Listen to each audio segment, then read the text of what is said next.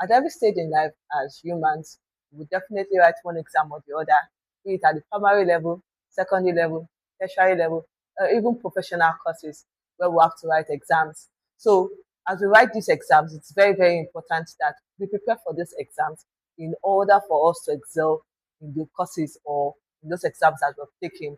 So, the first point in preparing for an exam is it is very, very important that you attend classes, especially at the tertiary level where students are at liberty to decide whether to attend classes or not because there's no parents or no adults supervising them. So they are at liberty to decide if they want to attend one lecture class or the other.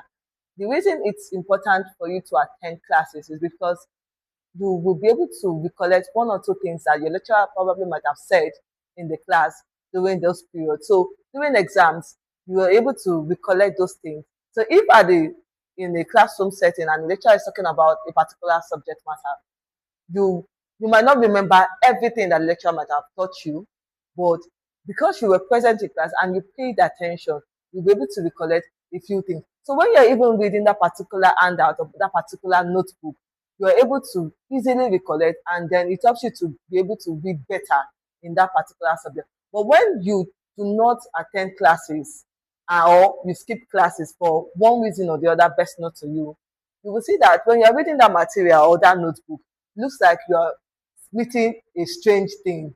So, but when you are present in class and you pay attention to the class, you're able to recollect. It also helps you when you are reading. So it's very important that you attend classes and you are present in class, not just physically, but you also try as much as possible to participate and engage in whatever conversation that the lecturer or your teachers are having on whatever subject that is being taught in the class. Then the next point is that you need to understand your body system. You should know, okay, for me as a person, when do I read better? When do I assimilate better? Am I somebody that prefers to read very early in the morning, or I prefer to read late at night, or I prefer to read in the afternoon? Or I can read at any time of the at any point in time. So if you are the kind of person that you assimilate better when you read very early in the morning, let's say around 5 p.m. to 6:30, 5 a.m. to 6:30 a.m., and you assimilate better, then it's better that you try as much as possible to read during those period of time. But if you're the kind of person that, oh, you read better at night, you assimilate better at night, then it's advisable that you try as much as possible to read at night. But if you're the kind of person that, oh, whether it is morning, it is afternoon, or at night, that you read better and you assimilate better, then you stick to it. But if because, oh, your friend reads in the morning and you read better at night, and you're trying to copy your friend's pattern of reading, you will definitely be preparing yourself for failure because you will struggle with that pattern because that's not your pattern of reading or pattern of studying. So it's also very important that you know what time of the day, what time, what time is best for you to read. So once you know what time is best for you to read, then you know how to go about it. But if you decide to copy the pattern that is suitable for your friend for you to read, then it won't work for you. So you need to know what method works for you and then apply it so that you can excel and do better in your exam. So the third point is that you need to have a reading timetable. I know that you've heard that a lot of times when growing up. Oh, you need to have a reading timetable. Your teachers have told you at one point or the other, have a reading timetable. When you were in secondary school, they told you have a reading timetable. But when you are in university, nobody will tell you to have a reading timetable. It is there for you to have a reading timetable, but it's very important that you have a reading timetable. So what the timetable helps you do is that it helps you spread your subjects on that timetable, and then you can have a routine. So if, for instance, maybe on Monday you want to read, let's say, chemistry, then on Tuesday you plan to read English language, on Wednesday you plan to read physics and the rest of them like that. It helps you to be able to read your notes bit by bit. And then before exam, you will see that you would have covered the entire notes before the exam period. That way, you've been able to read the note once, and then eventually you're also able to read the note twice before the exam period. So during the exam, all you're just doing is just trying to refresh your memory of all those things that you've read. So having a reading timetable helps you rather than you rushing all your work. There's no way you want to finish a 58 pages note or a 32 pages note within 2 hours or 4 hours of reading if you want to do a proper reading. So it's very important that you have a reading timetable so that you can spread your subjects on that reading timetable and then you can read. You don't have to follow this routine daily. You might not be, there are times that you might not be faithful to it by following the routine every day. But if you stick to it at least 3, 4 times in a week, you are committed to the timetable, you will see that before the end of the term or the end of the semester or before the commencement of exam, you would have been able to read a large number of your subjects, of your notes, and then you'll be able to recollect all those things. So it's very, very important that you have a reading timetable because your reading timetable helps to guide you and helps you to know that, oh, you need to read this note. I've not read this note for today. You can either decide to skim through it or scan through it or to do a proper reading of those notes. So the next one is avoid comparing yourself to another person, to your roommates or to your friends. When I was in the university, I my roommate usually, for someone like me, I read better during the day.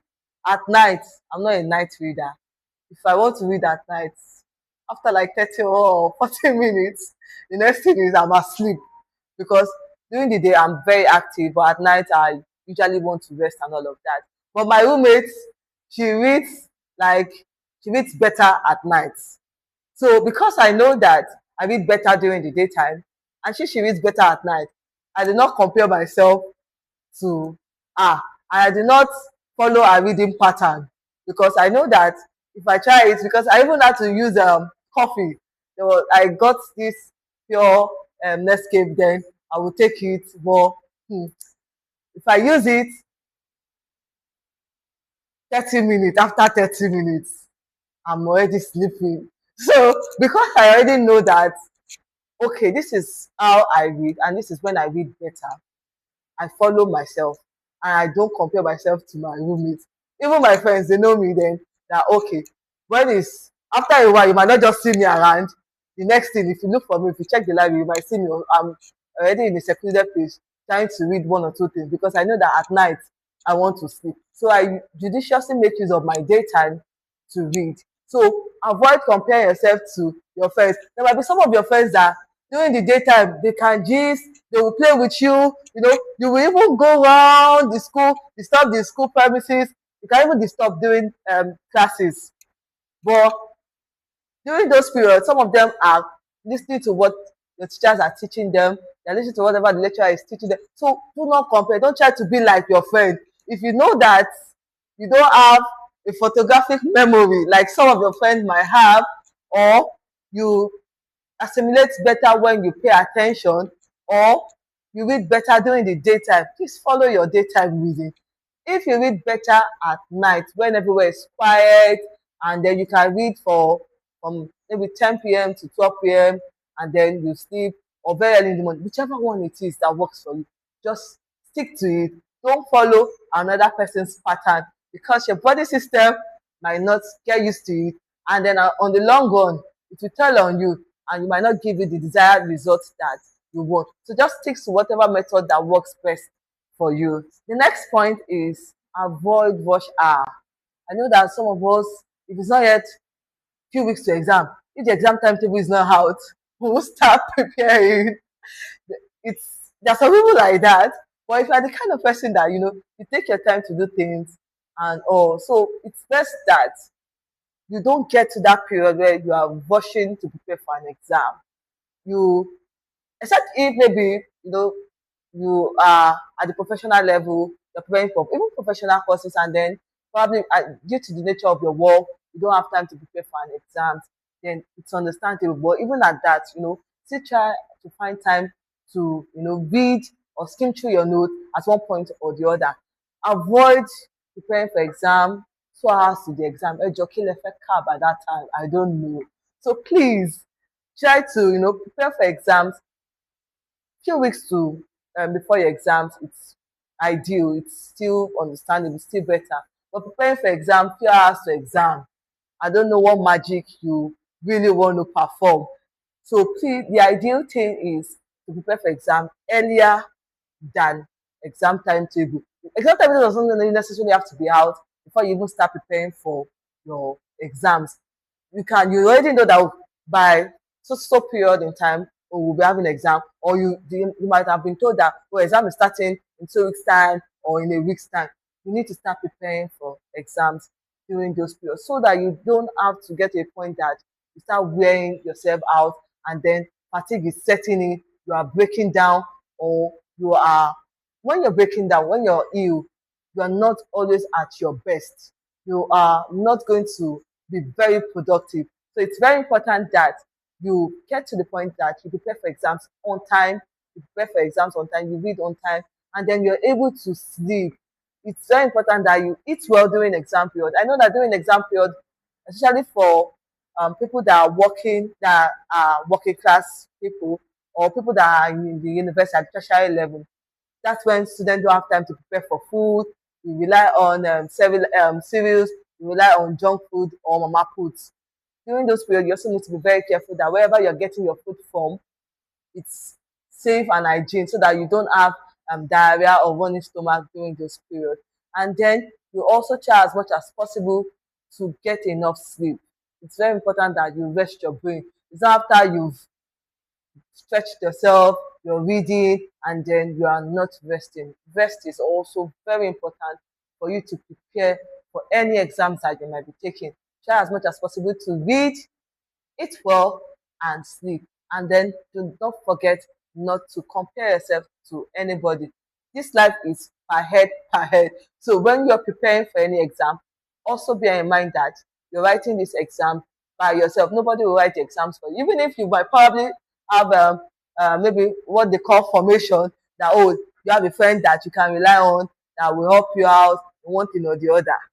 You might be shocked during the exam period that your lecturer, your invigilator can change the whole arrangement that you might have had in mind. So it's very important that you prepare for your exams, and then you have the mindset of you going there to write exams by yourself without any assistance. So I believe that if you follow all these procedures, then you are on your way to having a successful and a wonderful result. Thank you.